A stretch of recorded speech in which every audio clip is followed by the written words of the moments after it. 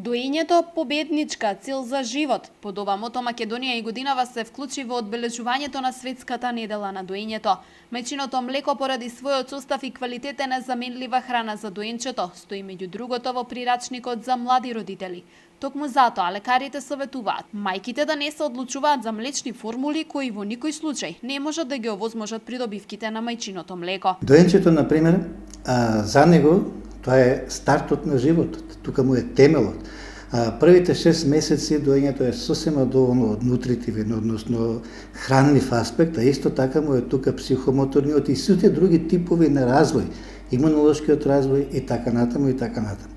Значи секоја храна која што може или течност или вода, затоа постои терминот експлозивно доење до 6 месеци, би било можда по некој пат дури и штетно отколку корисно се даде во првите 6 месеци. Тоа е едно од аспектите кои што се за доенчето, млекото е секој пат чисто, стои на располагање, нема неквалитетно млеко. Во Македонија, според податоците добиени од истражувањето на УНИЦЕФ, 90% од децата биле доени. Радува фактот што и речиси сите мајки од Велес се одлучуваат да ги дојат своите деца.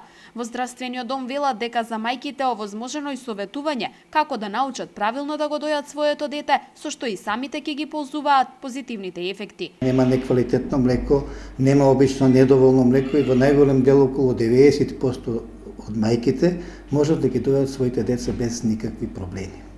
Сега во нашиот град за среќа постои заинтересираност кај мајките да ги дојат своите деца, а ние од нашата институција им даваме и поддршка, без разлика дали се работи од нашата служба, преку патронажната служба и така натаму. А иначе исто бенефитот е и за мајките.